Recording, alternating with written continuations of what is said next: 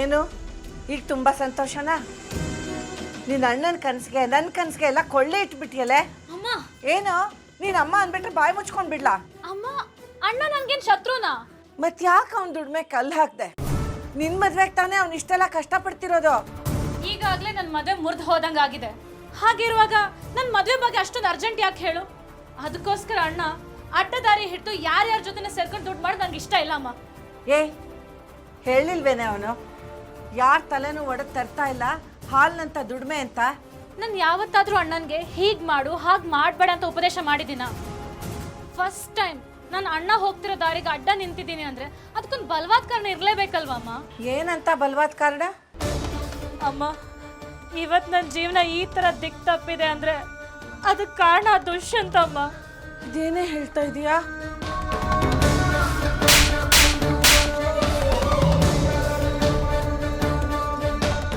ಎರಡು ರಾತ್ರಿ ಕಳ್ಕೊಂಡು ನಿನ್ ಮನೆ ಕಳ್ಸುದ್ರ ನಿಮ್ ಏರಿಯಾದಲ್ಲಿ ಇರೋ ಜನ ಇಲ್ಲ ಏನ್ ಮಾತಾಡ್ತಾರೆ ಅಂತ ನಂಗೆ ಚೆನ್ನಾಗಿ ಗೊತ್ತು. ಹೇಳಮ್ಮ, ಇಂಥವ್ರ ಜೊತೆ ವ್ಯವಹಾರ ಬೇಕಾ? ನನ್ನ ಸಂಜು ತಂಗಿ ಅಂತ ಗೊತ್ತಾದ್ರೆ ಏನ್ ಮಾಡೋದು? ಅದ್ಬಿಡು, ಈ ವಿಚಾರ ಏನಾದ್ರೂ ಅಣ್ಣನ್ ಗೊತ್ತಾದ್ರೆ ಅವನ ದುಷ್ಯಂತನ ಸಾಯಿಸೇ ಬಿಡ್ತಾನಮ್ಮ. ಇದೆಲ್ಲ ಯಾಕಮ್ಮ ನಮ್ಗೆ? ಇದೆಂತ ಇಕ್ಕಟ್ಟು ನಿಮ್ಮಿ? ನಾ ಏನು ಹೇಳಲಿ, ಯಾರ ಕಡೆ ನಿಂತ್ಕೊಳ್ಳಿ ಅಂತಾನೆ ಅರ್ಥ ಆಗ್ತಿಲ್ಲ. ಅಮ್ಮ ಇದ್ರ ಮೇಲೆ ನಿನ್ನಿಷ್ಟ. ನಿಮ್ಮಿ, ನನಗೆ ಯಾಕೆ ಹಿಂಗೆ ಅನಿಸ್ತಿದೆ ಅಂತ ಗೊತ್ತಾಗ್ತಿಲ್ವೇ? ಆ ದುಷ್ಯಂತ್ ತನ್ನ ಪಾಪ ಕಳ್ಕೊಳ್ಳೋಕ್ಕೆ ಅಂತಾನೆ ಸಂಜುಗೆ ಡೀಲ್ ಕೊಟ್ಟಿದ್ದಾನೆ ಅನಿಸುತ್ತೆ. ನಿನಗೆ ಅನ್ಯಾಯ ಆಗಿದೆಯಲ್ಲ, ಅದನ್ನು ಸರಿಪಡಿಸೋಕ್ಕೆ ಅಂತಾನೆ 10 ಲಕ್ಷ ಸಂಜು ಕೊಡೋಕ್ಕೆ ಬಂದಿದ್ದಾನೆ. ಅದನ್ನೇ ನೇರವಾಗಿ ಕೊಡೋ ಬದಲು ಏನೋ ಒಂದು ಕೆಲಸ ಕೊಟ್ಟಿದ್ದಾನೆ ಅಷ್ಟೇ. ಅಮ್ಮ ಆದರೆ ನಿಮ್ಮಿ, ಇದರಿಂದ ನಿನಗೆ ಒಳ್ಳೆಯದೇ ಆಗುತ್ತೆ ಅಂತ ನನಗೆ ಅನ್ನಿಸ್ತಿದೆ ಕಣೆ. ಪಾಪ ಸಂಜುಗೂ ಒಂದು ಜೀವನ ಅಂತ ಆಗುತ್ತೆ. ನಮ್ಮ ಮೈ ಮೇಲಿರೋ ಆ ವಿವೇಕನ ಸಾಲನೂ ತೀರುತ್ತೆ ಕಣೆ. ನಿನಗೇನು ತೊಂದರೆ ಆಗದಿರೋ ಹಾಗೆ ನೋಡ್ಕೊಳ್ಳೋದು ನನ್ನ ಜವಾಬ್ದಾರಿ. ಈಗೂ ನೀನು ಅಣ್ಣ ಇದ್ದೇ ಇರ್ತಾನೆ. ಪ್ಲೀಸ್ ಒಪ್ಕೊಳ್ಳೆ. ಅಮ್ಮ, ಅಣ್ಣ ಆ ಡೀಲ್ ಬೇಡ ಅಂದಿದ್ನಲ್ಲ, ಈಗ ಹೇಳ್ತೀನಿ ಕೇಳು. ಆ ಡೀಲ್ ಬಿಡ್ಬೇಡ, ಒಪ್ಕೋ. ನಿನ್ನ ಆಸೆಗೆ ನಾನು ಅಡ್ಗಾಲ್ ಹಾಕ್ಬಿಟ್ಟೆ. ನಿಮ್ಮೇ ಅಮ್ಮ, ನಾನು ಹೊರಗಡೆ ಹೋಗಿ ಬರೋ ಅಷ್ಟರಲ್ಲಿ ಇದೇ ನಮ್ಮ ಪವಾಡ ಐತಿಲಿ. ನೋಡ್ತೀರ ನಿಮ್ಮೆ ಇನ್ನು ಈ ಮನೇಲಿ ಏನೇನು ಚೇಂಜ್ ಆಗತ್ತೆ, ಏನೇನು ಆಗತ್ತೆ ಅಂತ ನೋಡ್ತೀರಿ. ನೀನು ನಿನ್ನ ಮದುವೆನ ಹೆಂಗೆ ಜೂಮ್ ಅಂತ ಮಾಡ್ತೀನಿ ನೋಡ್ತೀರ. ಆದ್ರೆ ವಿವೇಕ್ ಜೊತೆ ಅಲ್ಲ, ಒಳ್ಳೆ ಹುಡುಗನ್ ನೋಡೇ ಮದುವೆ ಮಾಡ್ತೀನಿ. ಒಳ್ಳೆ ದೊಡ್ಡ ಫ್ಯಾಮಿಲಿ ಕೊಟ್ಟು ನಿನ್ನ ಮದುವೆ ಗ್ರ್ಯಾಂಡ್ ಆಗಿ ಮಾಡ್ತೀನಿ.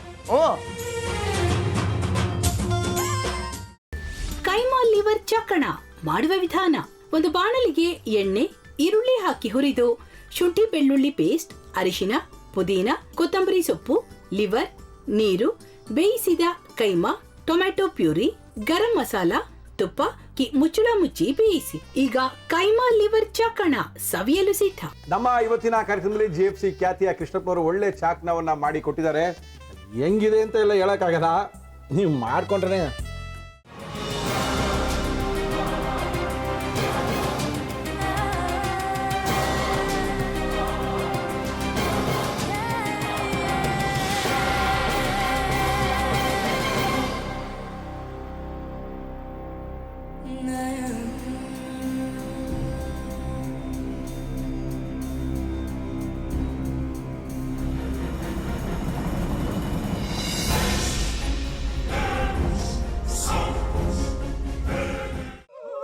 ಎಟ್ಟಿ ತಕೊಳಕ್ ಬಂದವ್ರನ್ನ ಸುಮ್ಮನೆ ಬಿಡಲ್ಲ, ರೂಮ್ ಕರ್ಕೊಂಡೋಗಿ ಸಾಯಿಸ್ಬಿಡ್ತದೆ. ರೂಮಿಗೆ ಕರ್ಕೊಂಡೋಗಿ ಯಾಕೆ ಸಾಯಿಸ್ತಾಳೆ? ಯಾಕಂದ್ರೆ ಅದು ಅವಳು ಪ್ರಿಯಕರನ್ ಸಾಯಿಸಿದ ಜಾಗ, ಅದಕ್ಕೆ ಅಲ್ಲಿಗೆ ಕರ್ಕೊಂಡೋಗಿ ಸಾಯಿಸ್ಬಿಡ್ತದೆ. ಈ ಮನೇಲಿ ದೆವ್ವ ಇದೆ ಅಂತ ಭಾಸ್ಕರ್ ಅವ್ರು ನನ್ಗೆ ಹೇಳೇ ಇಲ್ಲ. ಅವ್ರ ಹಟ್ಟಿಲಿ ವಾಸ ಆಗಿದ್ರ ತಾನೆ ಹೇಳಕ. ಹಟ್ಟಿಲಿ ವಾಸ ಆಗಿರೋರ್ನ ಯಾನು ಮಾಡಲ್ಲ, ಆದ್ರೆ ಹಟ್ಟಿ ತಕೊಳಕ್ ಬಂದವ್ರನ್ನ ಅದು ಸುಮ್ಮನೆ ಬಿಡಲ್ಲ ಬಿಡಲ್ಲ ಬಿಡಲ್ಲ. ಇದನ್ನೆಲ್ಲ ಹೇಳ್ತಿದ್ಯಲ್ಲ, ನೀ ಯಾರು? ನಾನು ಹಟ್ಟಿ ವಾಚ್ಮ್ಯಾನು. ನಾನು ಅರ್ಜೆಂಟಾಗಿ ರಾಮನಗರ ಹೋಗಬೇಕು. ನೀನು ವೆಹಿಕಲ್ ಕಳಿಸ್ತೀಯಾ? ಅಷ್ಟೇ ತಾನೇ. ಎಷ್ಟು ಗಂಟೆಗೆ ಅಂತ ಹೇಳಿ ಕಳಿಸ್ತೀರಿ? ಮೊನ್ನೆ ಯಾರೊಬ್ರನ್ನ ಕಳಿಸಿದ್ಯಲ್ಲ, ಅವನೇ ಕಳಿಸು, ಚೆನ್ನಾಗಿ ಓಡಿಸ್ತಾನೆ ಅವನು. ಮೊನ್ನೆನಾ? ಹಾ, ಶಿವು ಇರಬೇಕು. ಹಾಂ, ಅವನೇ. ಅಯ್ಯೋ, ಅವ್ನು ನಿನ್ನೆಯಿಂದ ಕೆಲಸಕ್ಕೆ ಬಂದಿಲ್ಲ. ಫೋನ್ ಮಾಡಿದ್ರೆ ರಿಸೀವ್ ಮಾಡ್ತಿಲ್ಲ.